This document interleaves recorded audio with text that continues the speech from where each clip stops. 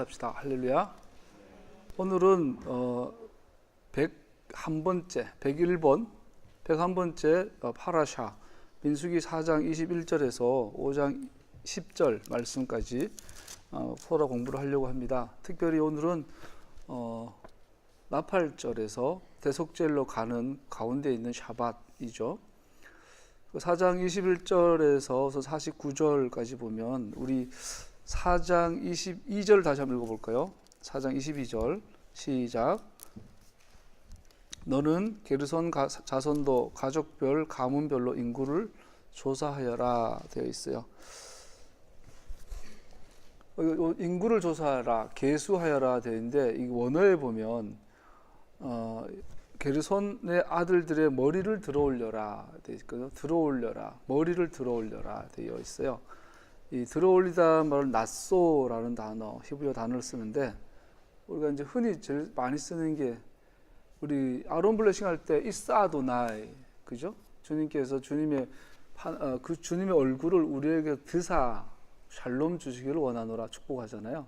첫 번째 주님의 얼굴에 빛을 비추사 은혜 베푸시기를 원하며, 이제 얼굴의 빛은 계시의 빛이죠. 그 은혜는 깨달음이에요.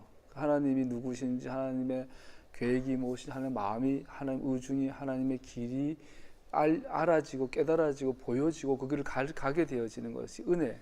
그것이 이제 얼굴의 빛을 통해서 가능해지고, 그 다음에 이제 하나님께서 우리를 들어 올리시는 거죠.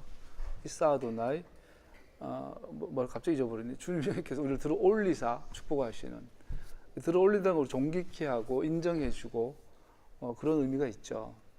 이제 몇 프로 빠져보면 생각을 해보세요. 하나님이 우리를 들어 올리세요. 그럼 우리가 하나님보다 더 높아지잖아. 이 그림이 가능해요? 하나님보다 위에 있는 존재가 우리예요. 마귀가, 루시퍼가 지극히 높으신 자와 비길이라 그랬잖아요. 하나님보다 더 높아지는 것도 아니고 비기려고 했는데 이게 심판받아서 무저갱으로 빠지잖아요. 우리 에덴 동산에서도 마찬가지죠. 마귀가 이제 하와한테 먼저 꼬시죠. 거짓말 하죠. 야, 진짜 먹으면 죽는다 그래? 그러니까 하와가 죽을까 하노라, 죽을걸? 아니야, 네가 먹고 나면 죽는 게 아니라 눈이 밝아서 하나님처럼 돼. 그래서 마귀의 본질은 하나님과 비기려고 하는 거죠. 우리의 죄의 본성은 마찬가지로 하나님과 맞먹으려고, 대등한 관계가 되려고 하는 게 타락의 본성이죠. 근데 하나님께서 그걸 허락하지 않으세요. 하나님과 비기려고 하는 마귀를 무저갱, 끝이 없는 나락으로 떨어뜨리. 마찬가지로 그 마귀에게 속은 인간도 떨어뜨리시죠. 그런데 놀라운 사실이 하나님께서 우리를 들어올릴 때가 있어요. 하나님과 대등한 관계가 아니라 하나님 위에 둬버려요. 그게 이제 이사 아도나이. 그게 뭐지? 갑자기 베열삼 레카 샬롬. 그래서 주님께서 우리를 너를 들어 올리사. 이게 참, 이 그림이 도저히 이해가 안 돼요. 하나님하고 비기려고만 해도 나락에 떨어지는데 오히려 하나님이 올라가 버릴 수 있는 그 자격이 있어요. 그 하나님의 백성이 되면, 하나님의 자녀가 되면. 지금 기억나요. 제가 목사 안수 받는 날, 명성교회에서 안수식을 했는데 끝나고 나서 그 교회 마당에서 기념 촬영을 할 때 그날 하늘이 파랬어요. 그때 이제 에녹이가 애기였는데 에녹이 아장아장 걸어오니까 이제 내가 처음으로 목사 가운을 입은 상태에서 에녹이를 들어 올리고 빙글빙글 돌았던 기억이 나요.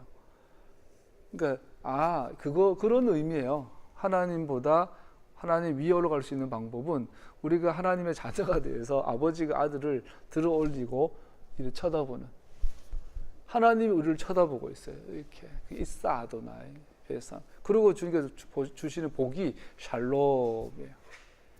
부활하신 예수님이 다락방에서 벌벌 떨고 있는 제자들에게 적은 무리여 두려워하지 말아라 샬롬 그러죠.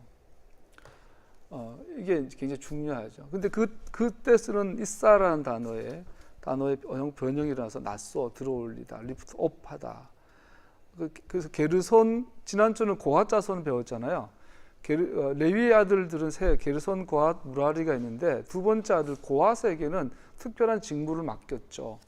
그래서 성소 안에 있는 뭐 법궤라든지 메노라라든지 떡상 이런 특별히 지극히 거룩한 것, 거룩한 게 있고 지극히 거룩한 게 있잖아요.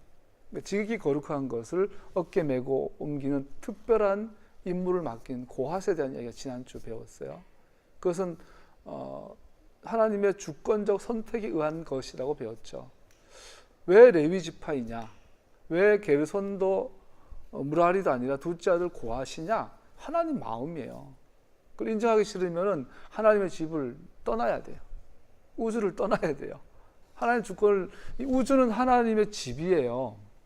그래서 하나님의 선택과 결정이 마음에 안 들면 그 집을 나가면 돼요. 뭐 거기 있어, 남의 집에 싫은데 떠나오면 되지. 근데 이 우주가 하나님의 집이라면 갈 데가 없잖아. 둘 중에 하나요. 하나님 앞에 굴복하든지 버림받든지.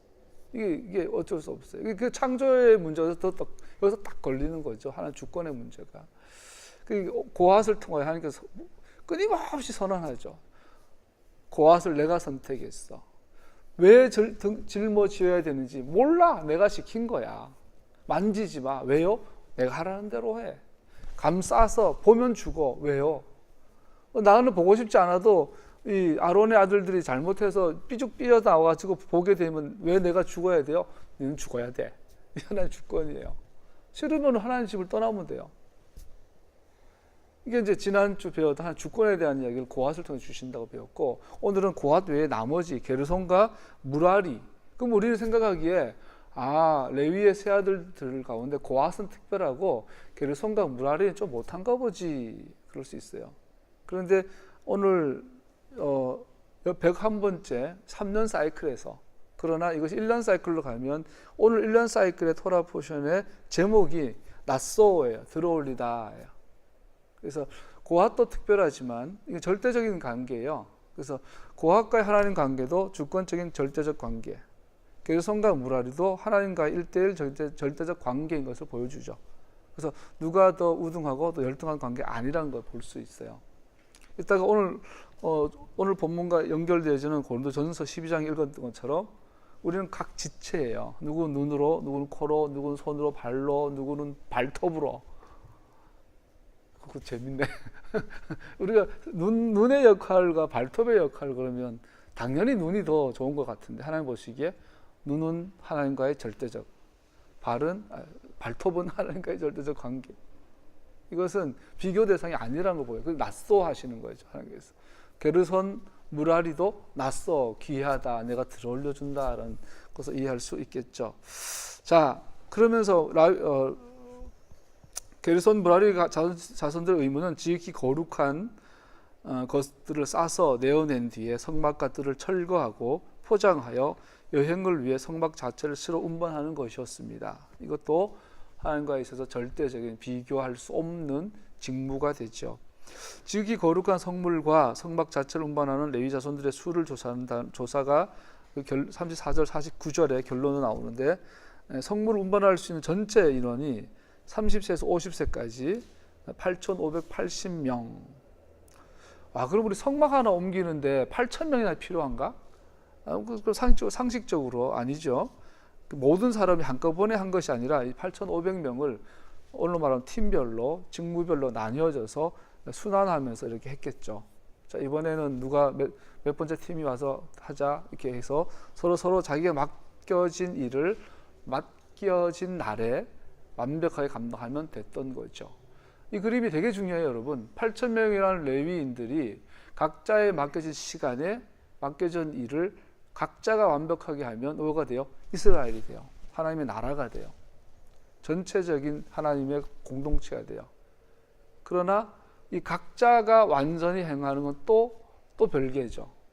그래서 각자가 하나님 앞에 나아가는 것과 전체로 나아가는 그림이 한꺼번에 있는 것이 레위인의 전체 숫자가 8,500명이라는 것을 볼 수 있죠. 그래서 여기 보면 각 지파마다, 각 집안마다 각각의 한 사람 한 사람에게 각각의 직무를 할당했던 것을 볼 수 있어요. 한 사람 한 사람에게 맡은 일을 할당했던 것을 알 수 있습니다. 각자의 직무는 그것이 무엇이든지 간에 국가 단위로 성막의 봉사의 전체적인 성공을 직접적으로 가능케 한다는 것을 강조하고 있습니다. 그래서 성막이라는 것은 말했지만 절대적인 주권의 공간이잖아요. 예를 들어서 법궤 하나 쌓는데 아론의 아들이에요. 여기는 레위지파야. 그래서 이 제사장이 얘한테 가서 야 내가 다 쌓았으니까 옮겨라. 근데 막 정신이 없어가지고 실수로 잘못 쌓아가 요만큼 삐져나왔어. 그러면 얘가 죽어. 자, 성막은 이런 곳이에요. 8,500명이 각자에게 맡겨진 직무가 있어요. 누구는 뭐 법궤를 옮기는 어마어마한 일, 누구는 소켓 하나, 이런 접시 하나 옮기는 일. 그런데 규정대로 하지 않으면 죽어요. 그 대가가 죽음이에요. 그래서 각각의 사람은 자기의 맡은 일을 완벽하게 하는 것이 성막이 존재하는, 그리고 그러므로 말하면 이스라엘이 존재할 수 있는 직접적 원인과 결과가 돼요. 이게 이스라엘이라는 특징이에요. 우리 대한민국은 그렇잖아요. 모든 대한민국 시민들이 법을 다 안 지켜도 조금씩 어겨도 돌아가잖아요. 아까도 불법 했는데 파란불에 지나왔어요. 이게 파란불에 같이 했잖아. 그러니까 우리 한 사람 한 사람은 대한민국이라는 이 공동체는 큰 근간이 남아 있으면 유지가 되죠. 근데 이스라엘은 그렇지 않다라는, 성막 중심의 이스라엘이라는 국가는 한 사람이라도 규정을 어기면 그냥 무너지는 거예요. 성막이 존재할 수가 없는, 동시에 그 자신은 축사하고 죽음을 당하게 되는 이 그림을 보여주는 거예요. 그래서 이러한 이 배경에서 사도 바울이 오늘 어떤 고린도전서 12장에서 이렇게 말하고 있죠. 메시아의 몸의 각 지체들은 믿는 자들의 공동체가 하나님의 의중을 따라 기능하기 위해 수행할 중요한 직무를 갖고 있음을 상기시켜 줍니다. 할렐루야. 자, 우리는 지금 이중 시민이잖아요. 대한민국 시민이면서 하나님 나라의 시민이에요. 그런데 하나님 나라는 어떻게 이루어진다고요? 하나님의 백성이 하나님과의 주권적 절대적 관계에 있어서 자기 직무를 완성할 때에, 담임한다 그러죠. 완전히 할 때에 하나님 나라가 구축되죠. 몸은 하나이지만 많은 지체가 있고 몸의 지체는 많지만 그들 모두 한 몸이듯이 그리스도도 그러하십니다. 그러면서 온몸이 다 눈이라면 어떻게 됐습니까? 나는 눈이 아니니까 몸에 속한 것이 아니다 한다고 해서 귀가 몸에 속하지 않는 것이 아닙니다. 하나님께서 원하시는 대로 우리 몸에다가 각각 다른 여러 지체를 두셨습니다. 그래서 여러분 한 사람 한 사람은 하나님의 나라를 구성함에 있어서 절대적 위치를 갖고 있다는 거예요. 누구는 좀 눈에 띄는 자리, 누구는 눈에 띄지 않는 자리라 하더라도 그것은 뭐죠? 하나님과 관계에 있어서 비교할 수 없는 절대적인 직무인 것을 말하고 있는 거죠. 할렐루야. 이게 굉장히 중요해요. 굉장히 중요하죠. 여기에 실패하면 지금 우리 한국교회가 그대로 보여주고 있는데 여기에 실패하면 하나님 이름이 땅에 떨어져요. 이 작은 직무의 완전을 탐임하면 세상 사람들이 하나님을 두려워해요. 근데 이게 실패가 되면 하나님 이름이 땅에 떨어져요. 지금 우리 한국교회처럼. 요즘 이제 이명박 장로님의 블랙리스트 계속 나오잖아요. 박근혜 최순실 때는 아주 조잡스러울 정도의 이 공금 횡령과 부정부패가 있었다면 이 이명박 정권 때는 차원이 다른 금융 범죄라 그래요. 다스 BBK가 이명박 개인 소유인 것이 지금은 서류상으로 드러났고, 또 블랙리스트도 김관진 국공 장관의 사인이 나오고 그 위에는 원세훈, 그 위에는 이명박. 그러면서 그 청계재단, 이명박 대통령 사제로 창설한 성계재단이 사회 하나난다고 했더니 사실은 그걸로 자기의 정권을 뒷받침해서 여론 조작을 하는 단체에 후원금으로 들어가고 있었고, 그 중에 하나가 뉴라이트 계열의 김진영 목사님 대표로 있는 그 단체, 거기에 총무가 청와대 비서관이었고 그 사람이 댓글 조작 사건의 일개 팀장이었고, 기가 막힌 한국교회랑 이명박 정권과 박근혜 정권의 이 몰락은 함께하고 있어요. 이게 왜 그럴까요? 각 하나님의 이름을 그런 하나님의 백성이 각자의 역할에서 절대적인 그 하나님의 완성을 실패할 때 하나님의 이름 땅에 떨어지고 진리의 기준이 왜곡이 돼서 뭐가 참인지 그런지를 모른다라는 거죠. 그래서 누님 말한 것처럼 하나님의 백성이 하나님 임재가 겉어지면 은사와 열매와 부흥은 성장은 일어날 수 있어도 하나님을 알게 되는 영적인 분별력은 그 즉시로 가려지게 되는 거죠. 그 영적인 분별력이 그 즉시로 가려지면 오는 게 혼미함, 그 미혹됨이죠. 그래서 촛불 시위는 토라의 관점에서 촛불 시위는 혁명인데 그것을 폭동이라고 그러죠. 광주 5.18 광주 항쟁은 민주혁명인데 그 광주 폭동이라고 그러죠. 토라의 관점으로 보면 4.19는 혁명인데 폭동이라고 그러죠.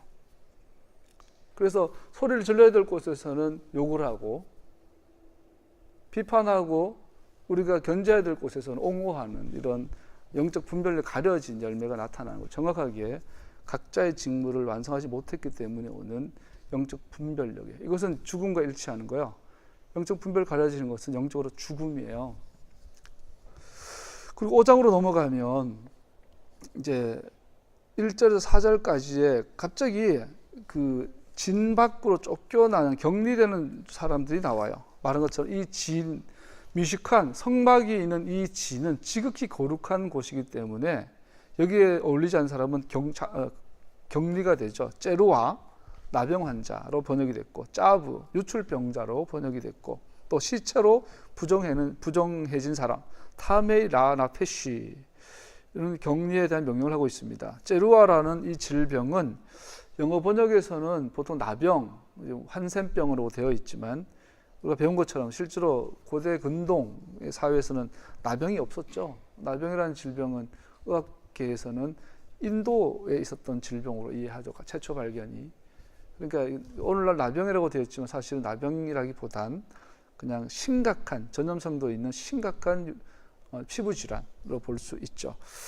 그 사람 이것에 걸린 감염된 사람은 진에서 격리되어졌어야 했어요. 시체로 부정해진 사람은 정결례식을 드기까지 진 밖에서 부정하게 격리되어야 했죠. 이 두 가지는 전염성이 있기 때문에 더욱 심각하게 다루어졌습니다.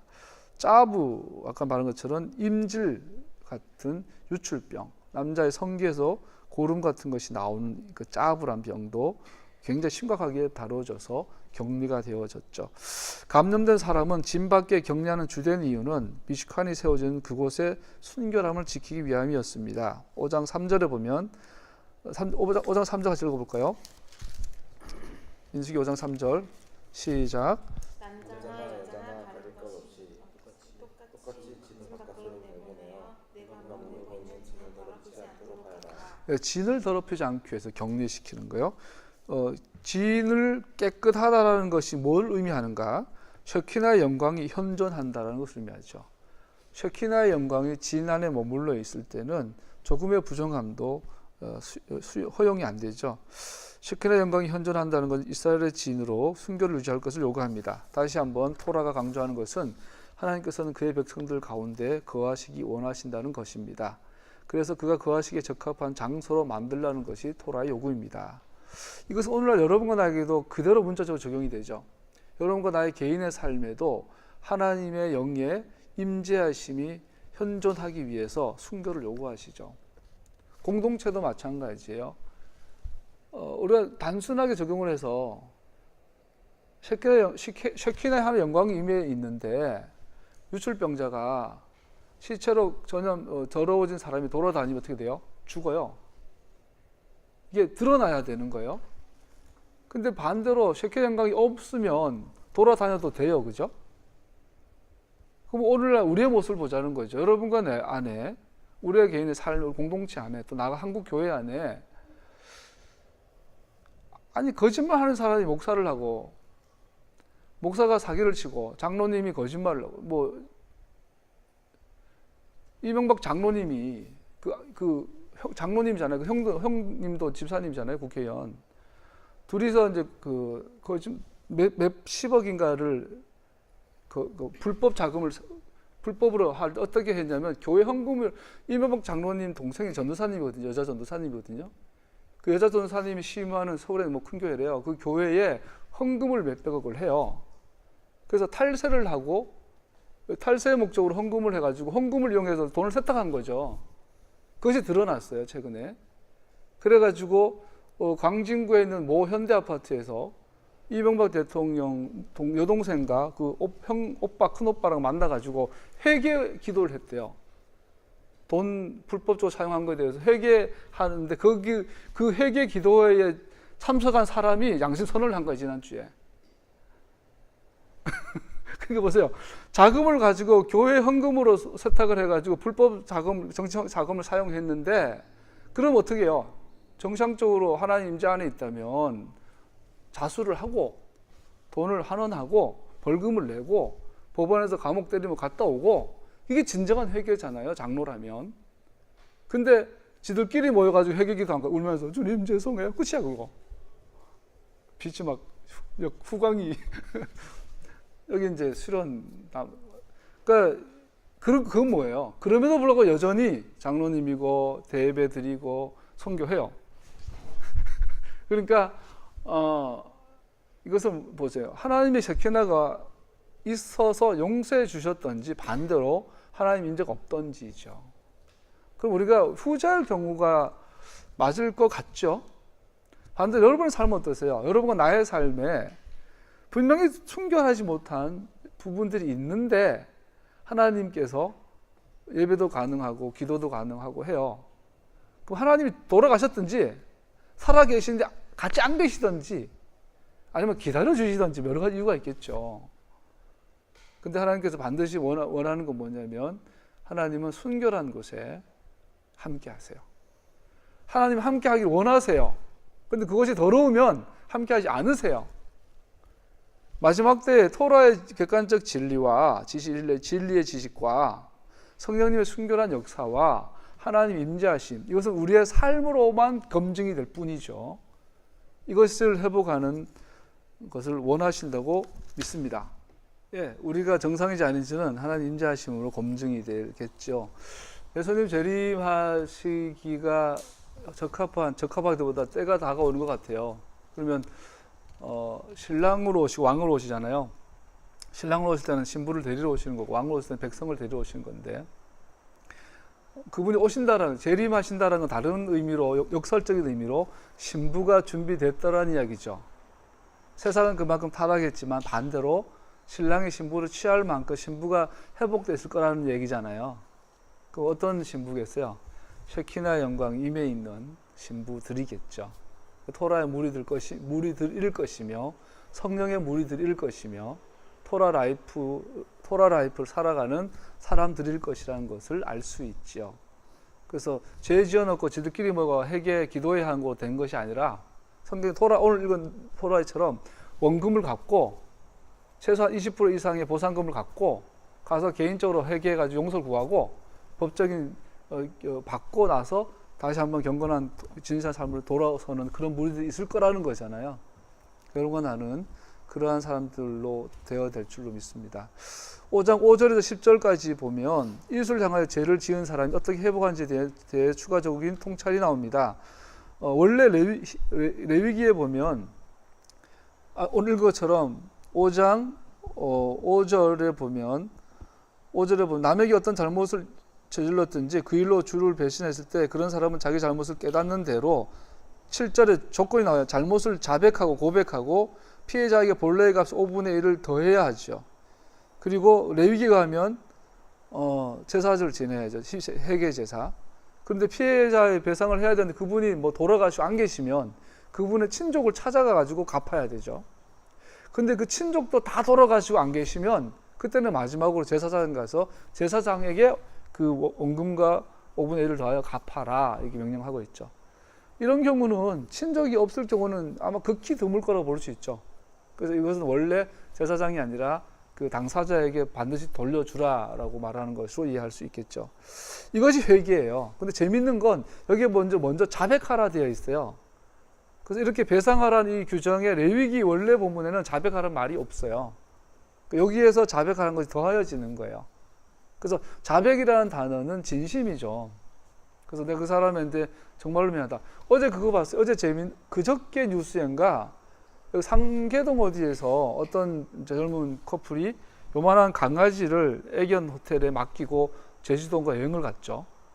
그런데 그 애견 그 영상으로 저 봤는데 진짜 무섭더라고. 개 요만한 개 3마리가 하얀 개가 빽빽 돌아다니고 애견 카페 옆에 시베리안 허스키 발음을 잘해야 돼. 시베리안 허스키가 같이 돌아다니. 얘가 이제 허스키가 좀 스트레스를 받았나 봐.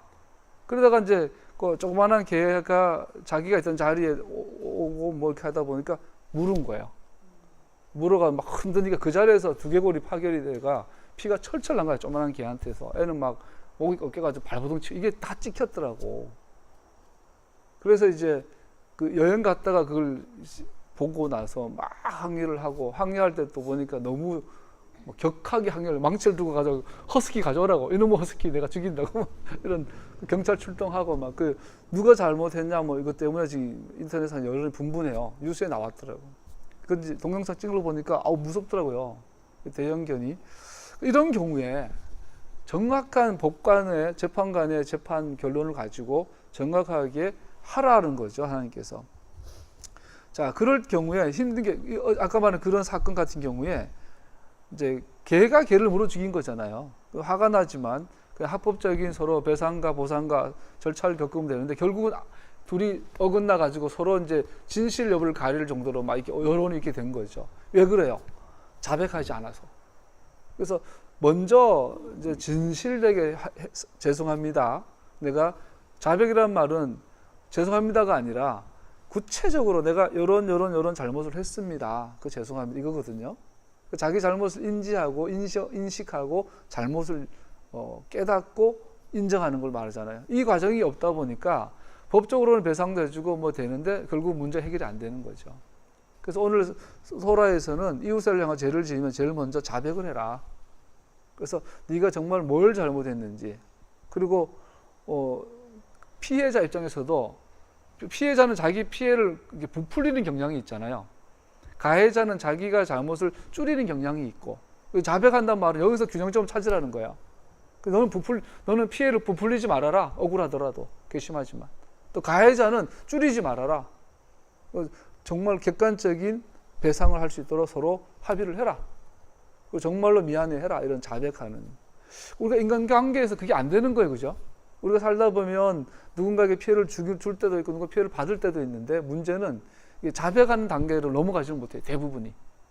그러니까 감옥 가기 싫고 막 뭐 무서우니까 그냥 그 뭐 변호사 사든지 해가지고 합의 보고 끝내버리는데, 그거 사실은 성경적으로 해결한 게 아니죠. 그래서 배상하는 문제는 나중 문제고, 서로 당사자들끼리 서로 자백하는 이거를 먼저 하라는 게 토라예요. 이게 잘 안 되죠, 그죠? 정말 하나님이 주신 은혜로, 주님이 주신 성품으로만 가능해요. 근데 성경은 요구하고 있어요. 그렇게 하라고 명하고 있는 거죠. 그러면서 여기에 보면은 두 가지 죄로 나뉘어요. 고살죄, 고의로 짓는 죄, 다른 사람에게 고의로 피해를 끼치고 속이고 사기를 치는 죄가 있고, 나도 모르게 부지 중에 의도하지 않게 다른 사람을 속이거나 손해를 끼칠 때가 있어요. 이 두 가지 중에 진짜 부지 중에 짓는 죄가 뭐냐라는 거죠. 그 정말로 이것이 죄인지를 알고도 다른 사람에게 해를 끼치는 경우가 있잖아요. 이런 경우는 회개하면 안 되나? 용서 안 해주시나? 이런 질문을 할 수 있잖아요. 결론은 그러니까 우리가 인지하고 있잖아요. 그 뭐랄까, 미필적 고의라 그런가요? 그렇게 해당될 수 있어요. 내가 이걸 하면 저 사람에게 손해를 끼치는데 안 해도 되는데 또 해도 되고 뭐 이런 게 있잖아요. 이게 분명히 얘가 해를 끼친 거 알고도 하게 되는 거. 이런 거는 고의적으로 짓는 죄잖아요, 사실은. 그러면 성경에서 용서하지 않는다. 이렇게 단순하게 말하고 있거든요. 그럼 정말로 인간관계하면서 우리가 고의로 짓는 죄를 안 하고 살 수 있나? 인간이란 우리가 아무리 하나님 안에 살아도 우리 자체가 죄성이잖아요. 우리는 자전거는 가만히 세워두면 넘어지잖아요. 움직여야 되잖아요.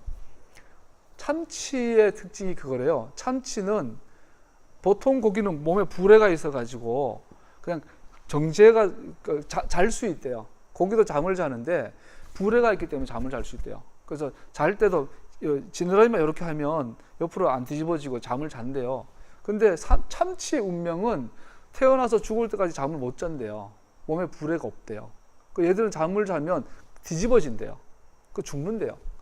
그 참치는 안 뒤집어지기 위해서는 항상 이동해야 된대요. 그 참치가 그동안 이렇게 가두리 양식이 불가능하다고 했던 이유가 얘는 계속 돌아야 되니까, 안 그러면 죽으니까. 참치 운명이래요. 불해가 없대요. 이것이 정확하게 신앙이거든요. 신앙은 하나님의 은혜라는 역동의 힘이 없으면 멈추면 넘어지게 돼 있어요. 우리는 그런 약한 죄인이에요. 그러다 보니까 우리가 토라를 공부하고 성령님 내재하고 계시고 하나님 임재하고 쉐kin의 영광이 있어도 하나님 은혜를 의지하지 않으면 그 순간 넘어져서 죄인이 되는 거예요. 남을 미워하기도 하고 죽이기도 하고 속이기도 하고 하는 거예요. 죄인지 알고 짓는 거죠. 그러면은 문자 그대로 그럼 다 용서받지 못하나? 과연 그런가? 성경을 입체적으로 전체적으로 보면 거기에 대해서 고살죄, 고의로 짓는 죄를 정의하는 부분이 있어요. 민수기 15장에 보면 높은 손이라는 단어가, 우리 하이핸드 배웠죠? 높은 손으로 짓는 죄가 있어요. 여기서 높은 손이라는 뜻은 알고도 짓는 죄에 대한 의미인데, 약탈하다, 강탈하다, 속이다, 그리고 더 나아가서 반항하다라는 뜻을 갖고 있어요. 반항의 의미가 뭐죠? 그 사람의 주권을 인정하지 않아요. 그 사람의 권위를 인정하지 않아요. 그래서 반항하는 거, 막 대놓고 막 대드는 거, 이거는 역성혁명하는 거죠. 이런 경우는 과거의 왕조에서도 삼족을 멸하죠. 하나님의 권위에 반항하는 거, 이것이 높은 선을 갖고 있는 의미고, 이것이 고살죄, 고의로 짓는 죄의 본질을 말하고 있어요. 우리가 약함, 우리는 죄로 기우는 영향이, 은혜의 바다에서 헤엄치는 것을 멈추면 우리는 죄의 경향으로 기울어져요. 이것은 고의로 짓는 것 같아요. 알고도 이거 죄인데, 짓기 싫은데 지어지는 거야. 이건 약함 때문이에요. 이런 경우는 자백하면, 네가 정말로 뉘우치고 그것을 죄인 걸 인식을 하고 인정을 하면 용서의 길이 있어요. 그런데 아까 하이핸드, 고의로 짓는 죄라는 것은 하이핸드, 이것이 죄인 것 알고 이것을 의도적으로 내 의지로 짓는 죄예요.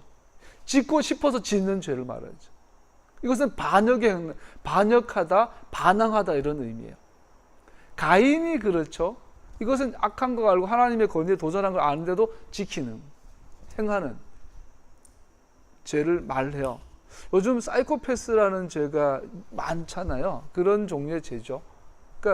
그래서 오늘 본문의 결론은 그거예요. 고의로 짓는 죄와 고의로 짓지 않은 죄를 기준이 뭐냐?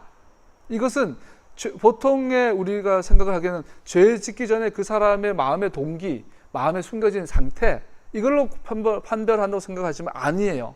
성경이 말한 고의냐 아니냐를 분별할 수 있는 것은 죄 지은 다음에 그 사람의 반응에 달려 있어요. 죄 지은 다음에, 아까 이명박 장로님이 뭐 정확한 액수는 모르지만 수십억 혹은 수백억의 돈을 탈세와 이 돈 세탁의 의도를 가지고 고의로 하나님의 교회에 헌금을 바쳐서 탈세를 하고 돈을 정치자금으로 사용을 했어요. 그리고 그게 찔리는 거야. 동생이 전도사니까. 그러니까 오빠 이래서는 안 돼 그랬겠죠. 그래서 어느 날 여사도 부르고 대통령 오빠, 국회의원 오빠 불러가지고 울었겠죠. 용서해 주세요. 어쩌면 막 옷을 찢었겠죠. 회개기도 했겠죠. 그런데 그 돈은 어디 갔냔 말이에요. 고의로 지를 재은 거는 뭐 사람이 간사하니까, 욕심이 나니까 그랬다까지는 어떻게 봐주자는 거죠. 또 패면 되니까, 감옥 가면 되니까. 그런데 문제는 하나님의 백성이라면, 그래서 그것이 고의의 고살죄, 하이핸드에 했냐 안 했냐를 볼 수 있는 것은 그 이후에 그것이 죄인 것을 깨달은 다음에 그 사람의 행동을 보면 알 수 있다는 거죠. 죄인 줄 알았는데 기도하고 울고 끝내버렸다면 이것은 고의로 짓는 하이핸드에 속해요. 이건 용서가 안 돼요. 이것은 용서할 법이 없어요. 이것을 고살죄라고 그래요. 고의로 짓는 죄라는 거예요. 성경에서 고의로 짓는 죄 용서받지 않아요. 용서받을 수 없어요. 밀양에서 그 영화 자주 밀양에서 자기가 아이를 납치해서 살해를 했는데 그것 때문에 인생이 망가지고 울고 있는 그 어머니한테는 용서를 구하지 않고 지 혼자 교회 가서 지 혼자 찬양하고 은혜 받고 하나님 앞에 회개하고 용서받은 거야. 그리고 자기가 죽인 그 아이 엄마한테는 나는 당신 용서가 필요 없어요. 난 하나님 용서했거든요. 이거는 용서가 아니라는 거죠. 오늘 한국 교회는 어떻게 돼요? 교회 와서 눈물 좀 흘리면 용서 받았다라는 거야. 그 성경은 아니에요. 그 용서 받지 못할 죄라는 거예요. 그거는 고의로 짓는 죄라는 거예요. 해군 합참 총장이었던 장로님이죠. 해군 맞죠. 수백억의 방산 비리를 저지르고 그거를 강남에 있는 교회 현금으로 집어넣어요. 탈세를 하고 개인 목사랑 짬짬 이게 한 거죠. 목사랑. 우리 교회도 가능해. 나도 해줄 수 있어. 은희야 가져와. 한 100억 가져오면 현금으로 받아줄게. 세금 안 내도 돼. 그렇게 해가지고 해먹었어요. 근데 그분은 그 교회 목사님 묵인한 거죠. 그럼 교회 전체가 지금 고살죄를 지은 거예요. 용서받지 못할 죄를 지은 거예요. 사도들의 성서에서 성령을 해방하는 죄에 속해요. 그게 고의로 짓는 죄는 용서받을 수 없어요. 성령을 해방하는 죄와 같아요. 여러분 저는 어떠세요? 여러분과 제가 약해서 넘어져서 죄 짓는 건 뭐 자주 하죠. 임신하고도 많이 싸우잖아요. 뭐 평소에는 뭐 애한테 나쁜 영향 갈까봐 막 이러다가 성질나고 싸울 때는 애라 모르겠다 할 말 다 해버리죠. 우리는 그래요. 근데 그 다음에 부부싸움 한 다음에 어떤 정말 진심으로 회개하냐라는 거죠. 잘못을 뉘우치냐라는 거죠. 높은 손, 고의로 짓는 죄를 짓지 않도록 주의하시길 축복합니다. 말씀을 마지막으로 넘어가죠. 사람은 죄성의 본성에 빠져 죄를 짓게 된 약함의 그 순간에 부패한 본성의 제멋대로인 욕구는 고의적인 죄를 범하게 됩니다. 만일 사람이 죄를 짓고 양심의 가책이 없다면, 그리고 회개와 자백을 향한 어떤 움직임도 없다면, 또 상환할 의지도 없다면, 그러면 이것은 마음이 굳었다는 신호이거나 하나님과 이웃을 향하여 반항하는 높은 손에 빠진 것을 의미합니다. 반항적인 마음에는 용서가 없습니다. 그것은 높은 손의 죄이며 반역을 암시하는 다른 방식입니다. 하나님과 비길이라, 이건 반역에 해당하죠. 그러면 하나님이 용서받지 못하는 죄가 되죠.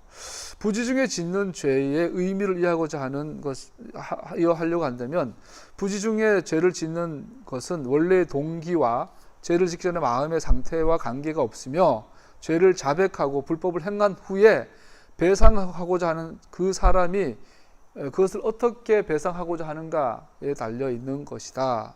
그래서 히브리서 요한 1장 9절에 보면, 우리가 우리 죄를 자백하면 하나님 신실하시고 의로운 분이셔서 우리 죄를 용서하시고 모든 불의에서 우리를 깨끗하게 해주실 것입니다. 할렐루야. 굉장히 중요하죠. 그런데 한 가지 질문해 볼 수 있어요. 만일 사람이 죄를 자백하는 것을 거절하면 어떻게 될까요? 이런 경우 있잖아요. 죄를 지었어요. 지가 속으로 보니까 내가 죄 지었네. 내가 저 사람한테 1,000만 원의 손해를 끼쳤어요. 속인 거야. 사기를 친 거야. 근데 내가 죄네? 그럼 어떻게 돼? 성경대로 하려면 먼저 용서를 구하라는 거야. 미안하다. 정말 잘못했다. 이게 막 입에 발린 소리가 아니라 진심으로 그것이 죄인 걸 인식을 하고. 그런데 자존심이 허락을 하지 않아. 죄인 건 알겠어. 그래서 돈 1,000만 원을 배상을 하고 200만 원을 배상금으로 바쳤어요. 그리고 교회 와가지고 하나님께 회개 기도를 했어요. 옛날로 말하면 희생제사를 드렸어요. 그럼 이건 회개한 걸까요? 안 걸까요? 용서가 된 걸까요? 안 된 걸까요? 된 걸까요? 안 된 걸까요? 그죠? 비록 그 사람이 자신의 죄를 온전히 깨달았을지라도 죄를 자백하고자 하지 않는 그 죄를 예수님의 피로 속함받을 수 있을까요? 여기에 대한 대답은 분명합니다. 진실로 위로부터 난 자는 그의 안에 하나님의 영이 거하신다는 사람이라는 표시는 회개와 자백입니다. 죄를 인정하지 않고 자백하기를 거절하는 사람이 사기당한 사람에게 배상하는 것은 그 죄를 용서받은 사람의 특징이 아닙니다. 토라는 너무 선명하죠. 네가 죄를 인정하고 깨닫고 그 사람이 배상했다 할지라도 자백하지 않은 죄는 용서받지 못한다는 거죠. 자백은 용서의 가장 핵심인 거죠. 자백은 민수기 15장 27절 31절에 부지 중에 짓는 죄 예를 들어서 이렇게 설명하고 있습니다. 높은 손으로 짓는 죄, 즉 여기서 높은 손은 반항적이고 도전적인 것을 의미합니다. 부지 중에 죄는 반항하며 도전적으로 짓는 죄와는 다르게 실수로 죄를 짓는 것으로 의미가 이해됩니다. 그래서 우리가 알고도 지은 죄, 모르고도 지은 죄 용서해 주세요. 그러나 반항, 도전하는 이런 죄, 그 죄를 지은 이후에 그 사람의 자백의 태도, 유무에 따라 용서가 갈려진다는 것을 말하고 있죠. 죄를 자백하고 배상하고 사는 사람은 용서받습니다. 자신의 죄에 반항적인 사람은 버림받습니다. 즉 용서받지 못합니다. 다시 말합니다.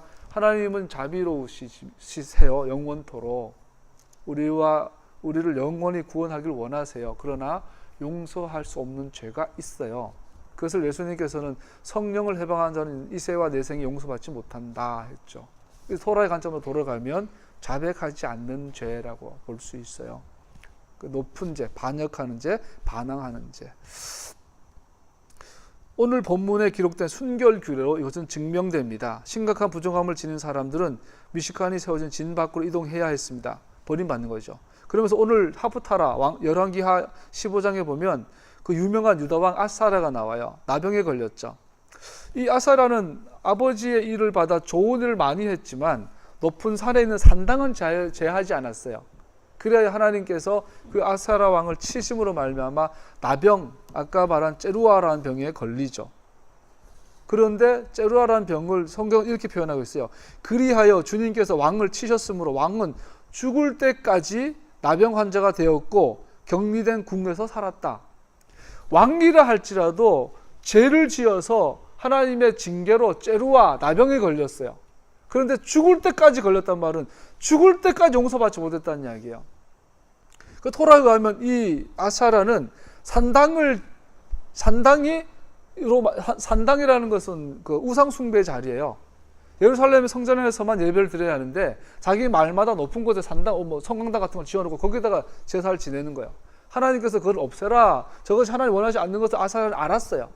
그럼에도 불구하고 이 산당은 지역 유지들과 너무나 밀접한 정치적 역학적 관계가 있기 때문에 아사라가 산당을 제하는 순간에 왕권이 위태로워지는 거죠. 정치적으로.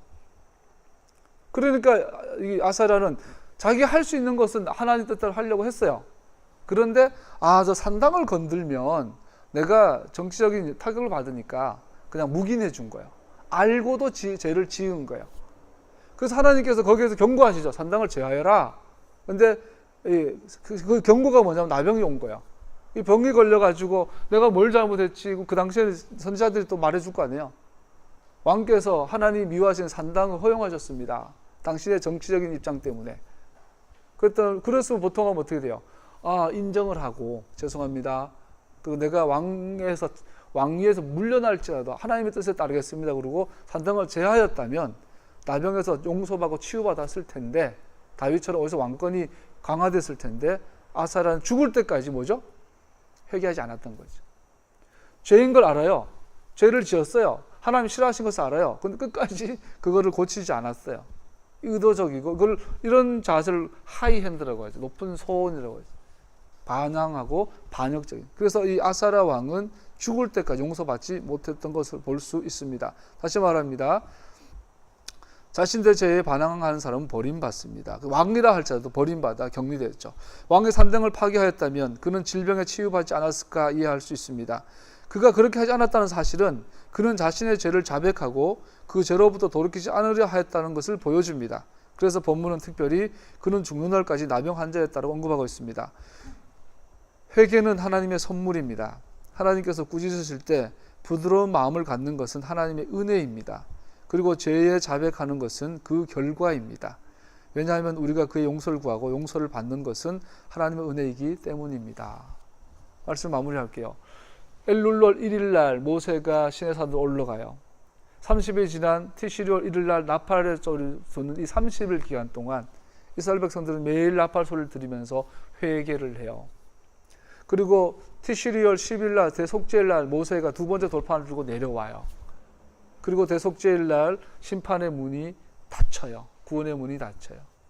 더 이상 대속죄일 날 이후에는 회개의 기회가 없어요. 곧바로 천년왕국을 상징하는 초막절로 진행이 돼요. 5일, 10일 날 대속죄일 끝나면 11일, 12, 13, 14부터 4일 동안 급하게 초막을 지어야 돼요. 그러니까 회개할 시간이 없어요. 나팔절에서 대속절로 이른 마지막 10일이 마지막 회개의 기간이에요. 그리고 대속죄일까지 회개를 못하면 구원의 문은 닫혀요. 한 번 닫힌 구원의 문 영원히 다시 열 수 없는 이런 노래도 있잖아요. 하나님께서 명하세요. 회개는 하나님의 선물이다. 즉 회개는 때가 있다. 대속죄일이 오기 전에 회개하여라. 자백하여라. 그리고 죄에 대해 합당한 대가를 지불하고 책임을 져라. 그러면 용서받을 것이라는 거죠. 자, 사람에 대하여 하나님에 대하여 진정한 회개 열매를 맺는 가을절기 쇼파의 소리에 귀를 기울여 여러분과 내가 되기를 축복합니다. 기도하겠습니다.